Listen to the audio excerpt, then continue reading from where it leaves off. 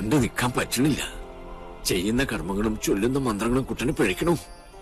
ചോറൂട്ടിയ കൈകൊണ്ട് തന്നെ ഇപ്പോ ഇതൊക്കെ കാണാൻ എന്ത് പാപമാണ് ചെയ്തത്. പ്രതികാരം ചെയ്യിച്ചിട്ടേ കുഞ്ഞുണ്ണി ഈ ഭൂമുഖത്തുനിന്ന് പോവും. മണിയക്കോട്ട് സാവിത്രി ഇനി അനുഭവിക്കാൻ പോണേ. നോക്കിക്കോ.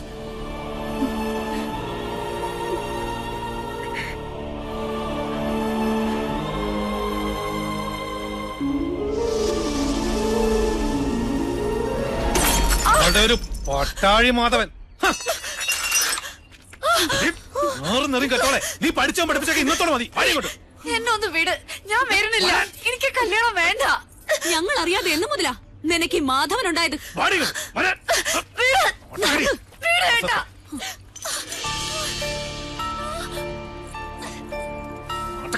നിന്റെ ഒരു ആരാധനാമൂർത്തി. അച്ഛാ, ഞാൻ മിണ്ടരുത്.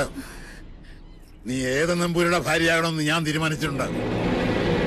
അതല്ലാതെ ഏത് കാമദേവൻ വന്ന് എന്റെ കാൽ കീഴി കിഴിവെച്ച് സാഷ്ടാംഗം പ്രണമിച്ചാലും വിട്ടുകൊടുക്കില്ല കുത്തൻ. ഈ ടീച്ചറിന് തിരിച്ചു വരില്ല എന്ന് പറഞ്ഞേക്ക്. തടയാൻ ധൈര്യം ഉണ്ടെങ്കിൽ വരാൻ പറ പട്ടാഴി മാധവനോട്. Hello sir.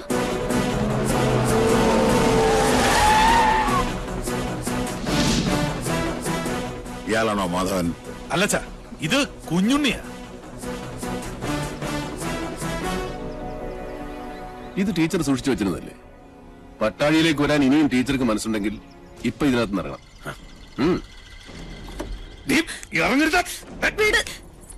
ധൈര്യമായിട്ട് വന്ന് കയറ്. കുഞ്ഞുണ്ണി കൊണ്ടുപോകും ടീച്ചറെ. ഒരുത്തനും നമ്മളെ തടയില്ല. നീ ഇവിടെ കൊണ്ടുപോകുന്ന കാണട്ടെ. ഈ കൂത്ത് നിന്റെ അമ്മയുടെ കൂത്തമ്പലത്തിൽ വെച്ചാ മതിട്ടോ മണിയൻകൊട്ട പോത്തെ. അവനവന്റെ പ്രായത്തിനും ആരോഗ്യത്തിനും ചേരുന്ന അലർച്ച മതി. ഇനി അലറിയാൽ മൂത്ത് നരച്ചെന്നൊന്നും ഞാൻ നോക്കൂല. അടിച്ച് മടക്കി പോത്തുണ്ടി ഡാമിൽ എറിയും. വാസോ, അടിച്ച് കൊല്ലടാ രണ്ടരയും. എന്താടാ?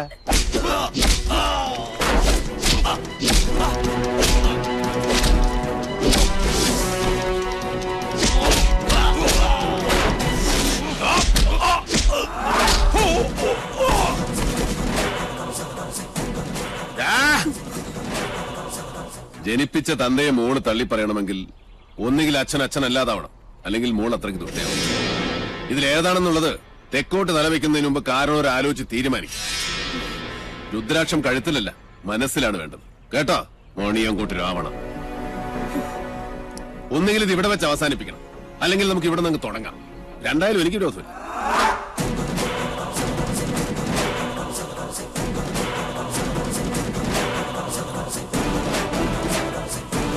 അയ്യോ,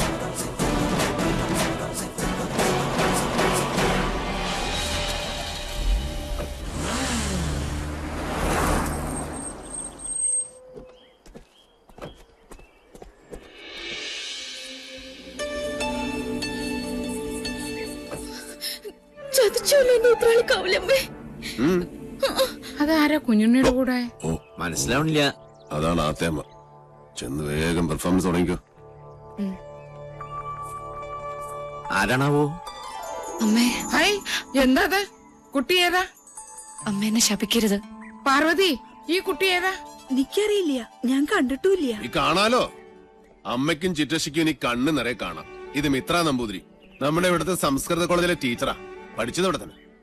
ആദ്യമേടെ അനുഗ്രഹം വാങ്ങിക്കാൻ വന്നതായിരിക്കും. നന്നായി വരൂ കേട്ടോ. ഏതാ ഇല്ലം?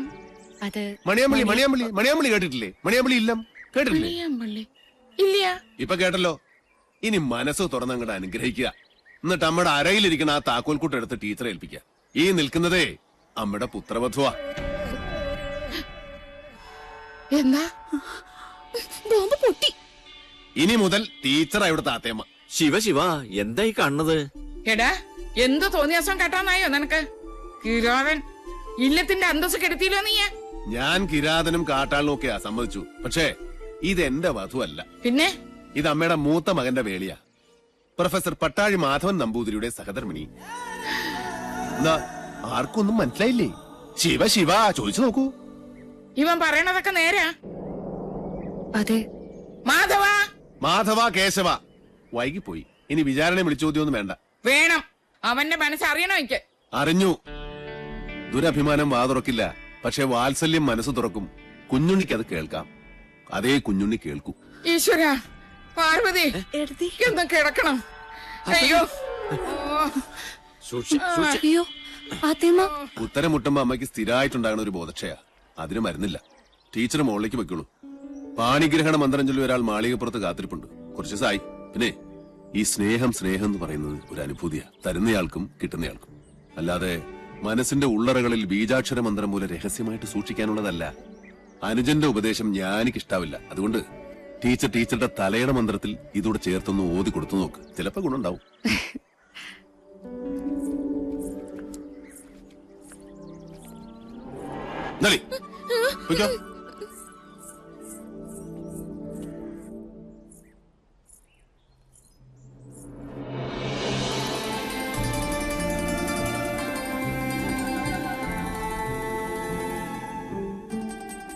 കണ്ടുവല്ലേ, അഗ്നിയാകാനും ഹിമമാകാനും നിമിഷാർത്ഥം പോലും വേണ്ടാത്ത എന്റെ ഉണ്ണിയെ. പട്ടാഴിയിൽ ഒരു സ്നേഹപ്പാലാഴിയുണ്ടെന്ന് പറഞ്ഞപ്പോ താൻ വിചാരിച്ചു കാണില്ല അതിത്രയും ചൂടുള്ളൊരു ചെങ്കടലായിരിക്കുമെന്ന്. അല്ലേ? മുൻഷുണ്ടി ലേശം കൂടും, അത്രേ ഉള്ളൂ. ഇങ്ങനൊരു അനിയനെ കിട്ടാൻ ഈ ഏട്ടൻ സുഹൃതം ചെയ്യണം. അനിയനോ? ജനനം കൊണ്ട് ഞാൻ മൂത്തതാണെന്നേ ഉള്ളൂ. കർമ്മം കൊണ്ട് അവനാ ഏട്ടൻ. പട്ടാഴിൽ എന്തിനും ഏതിനും കുഞ്ഞുണ്ണിയാ കേമൻ. അതെനിക്കിന്ന് മനസ്സിലായി. ഇത്രയും നാള് വിളിച്ച ദൈവങ്ങളോടല്ല, ഉണ്ണിയോടാ ഞാൻ നന്ദി പറയണ്ട്. എന്താ ഇത്? ഗുരുവായൂരപ്പന്റെ ശ്രീകോവിലിനുള്ളിൽ വെച്ച് 41 ദിവസം പൂജിച്ചെടുത്ത പട്ടുതാലിയ. ഇനി ഇതിനൊരു അവകാശം ഉണ്ടല്ലോ.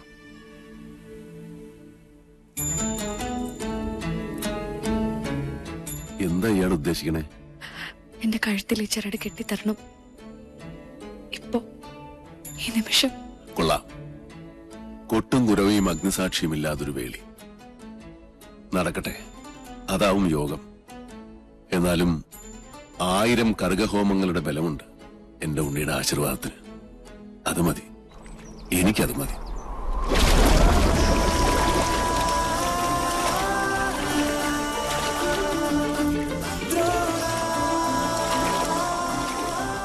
ചെമ്പറയിലേക്ക് പോവാൻ തന്നെ തീരുമാനിച്ചോ?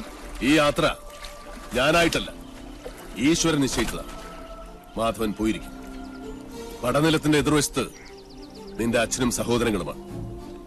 നിനക്ക് കരയാം. ചെമ്പ്ര ഇനി ശ്മശാന ഭൂമിയാകാൻ അധികം കാലമില്ല. ഒരു താത്രിക്കും രക്ഷിക്കാൻ കഴിയില്ല ചെമ്പ്രയെ.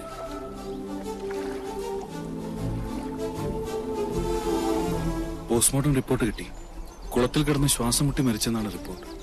നെല്ലൂർ മന വിൽക്കാനൊരു നീക്കമുണ്ടെന്നറിഞ്ഞു. മന പൊളിച്ചു മാറ്റാനേ പ്ലാൻ. ഒരു ഗ്രഹം ഭൂമിക്ക് മുകളിൽ നിൽക്കണോ വേണ്ടോ എന്ന് തീരുമാനിക്കുന്നത് മനുഷ്യനല്ല. അതിന്റെ കണക്കും ഈശ്വരന്റെ കയ്യിലാണ്.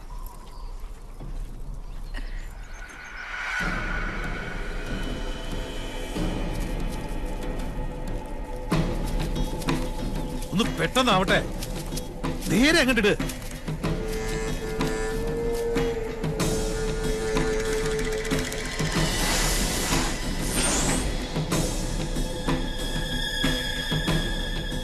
ആ പടവ് വരെ അങ്ങോട്ടിട്ട്. ആ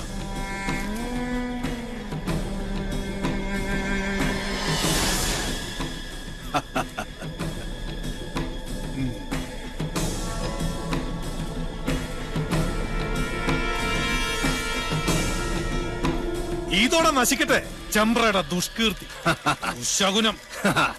നിന്ന് കത്തട്ടെ. ദാ അസ്ഥിവാരം വരെ ചാമ്പലാവണം.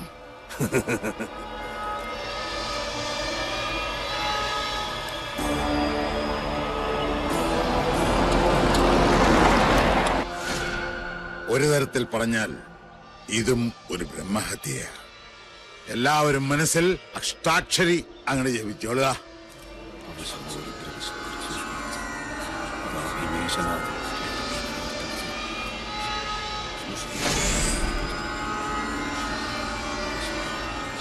ഇനി ഒട്ടും അമാന്തം വേണ്ട. അതിനങ്ങിട്ട് അമർത്തുക.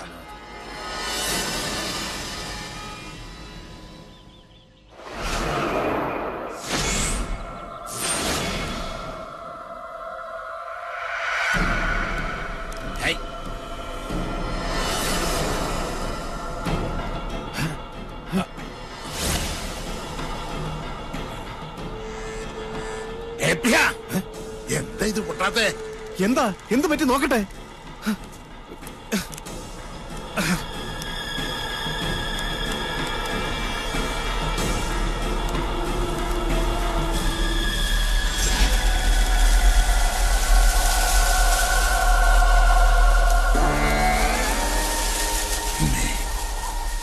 പൊറുക്കണം, മക്കളുടെ മൂഢത മാർപ്പാക്കണം. അത് ലൂസ് കോണ്ടാക്ട് ആയിരിക്കും. ഒന്നും ഞെക്കി നോക്ക്. ഒരക്ഷരം വേണ്ടി പോരുത്.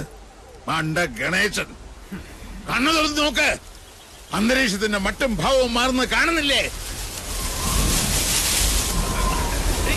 എന്തോ വരാൻ പോകുന്നെന്ന് എന്റെ മനസ്സ് പറയുന്നു. ശപസൂര്യ ശോഭയിൽ തെളിയുന്ന ദ്രോണ, നക്ഷത്ര കോടികൾ കഥിപനാം ദ്രോണ, ഉദയത്തിലോംകാര ശംഖമാം ദ്രോണ, ശരമാരിയാൽ ശിവനെ അർച്ചിച്ച ദ്രോണ.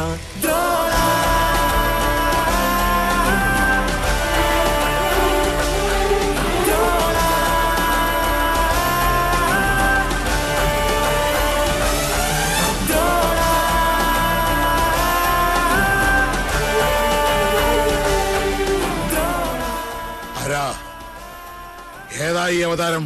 10 അവതാരങ്ങളും ആണുങ്ങളായിരുന്നു. ആണുങ്ങളെ കണ്ടിട്ടില്ലാത്ത മണിയങ്കോട്ടെ അച്ചിക്കോന്തന്മാർക്ക് പുരുഷ പ്രജകളെ കണ്ടാൽ കണ്ണിൽ ഇരുട്ട് കയർ പിച്ചും പേയും പറയും. മാധവൻ, പട്ടാഴി മാധവൻ. ഇയാളെന്തിനാ ഇങ്ങോട്ട് വന്ന? അച്ഛനും മക്കളും വെച്ച പടക്കൊന്തേ പൊട്ടിയില്ലേ? രാവിലെ ഇല്ലത്തുനിന്ന് ഇറങ്ങുമ്പോ നെല്ലൂർമനെ കാറ്റത്ത് ധൂളിയാക്കി പറത്തിക്കളയാമെന്ന് വ്യാമോഹിച്ചു അല്ലേ? എനിക്ക് നെല്ലൂർമനെ ഇതുപോലെ കാണണമെന്ന് മോഹമുണ്ടെങ്കിൽ അത് തടയാൻ മാത്രം പോന്നവരല്ല മണിയങ്കോട്ട മണ്ണുണ്ണികൾ. മാധവൻ, പട്ടാഴി മാധവൻ, പട്ടാഴി മാധവൻ നമ്പൂതിരി. ഭഗവാന്റെ തിടമ്പ് പോലെ ചൈതന്യമുള്ള പട്ടാഴി മാധവൻ എന്തിനാ തിടുക്കപ്പെട്ടിപ്പ് ഇങ്ങോട്ട് വന്നത്? മന വാങ്ങാനോ അതോ കുഞ്ഞുണ്ണിയുടെ കൊലേറ കാണാൻ?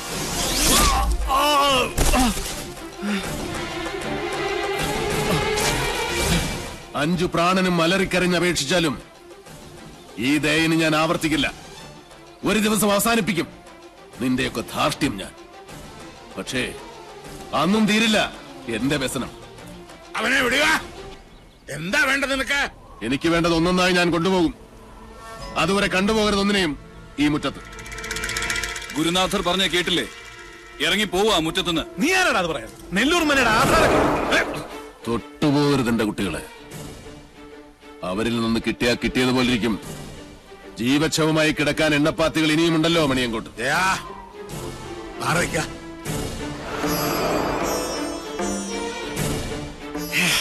ആധാരം കാണണോ? നല്ല ഒറിജിനൽ ആധാരം കൈവശമുള്ള അവകാശിയെ കാണുമ്പോൾ ഉള്ളുകാളിൽ താഴെ വീഴരുത് മണിയങ്കോട്ടുകാരനവര്. ഷാരടി മാമേ, ഒന്ന് കാട്ടിക്കൊടുക്ക്.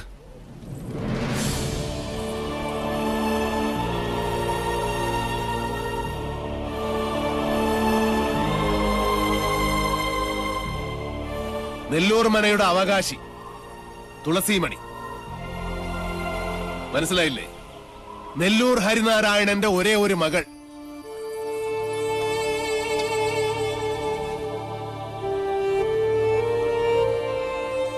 ഗുപ്തൻ ഓർമ്മയില്ലേ ആ ദിവസം? അന്ന് ഹരിയുടെ തോളിലിരുന്ന 5 വയസ്സുകാരി പെൺകുട്ടിയെ ആർക്കും കൊടുത്തില്ല. മണിയങ്കോട്ട് സാവിത്രിയുടെ കണ്ണിപ്പോലും പെടാതെ ഇവളെ ഞാൻ ശാലത്തെ അടുക്കളയിലിട്ട് വളർത്തി. ദുഷ്ടഗ്രഹങ്ങളുടെ ദൃഷ്ടിയിൽ നിന്നും ഒളിപ്പിച്ചു. സൂക്ഷിച്ചു നോക്കി മുഖത്തേക്ക്. ഇത് ഹരിനാരായണന്റെ മകളല്ലെന്ന് പറയാൻ പറ്റുമോ ക്രമൂപ്പീന്? പറ്റില്ല.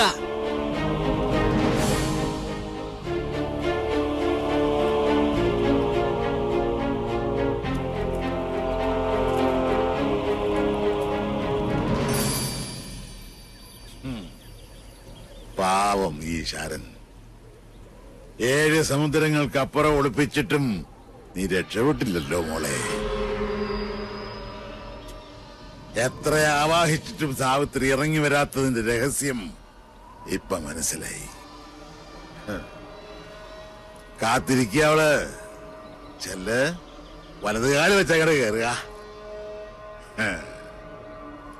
ഈ തുളസിക്കതിരും സാവിത്രി പറിച്ച് തലേ ചൂടും.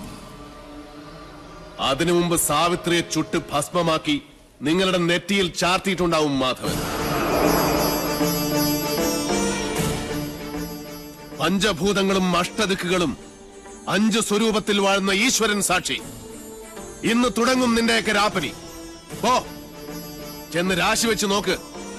നിന്റെയൊക്കെ ലഗ്നത്തിലും ചന്ദ്രനിലും മൃത്യു നിറഞ്ഞു നിൽപ്പുണ്ടാവും. പോ, വന്ന വഴിക്ക് പോകാൻ. മക്കൾക്ക് അച്ഛൻ വഴികാട്ടി കൊടുക്കുക.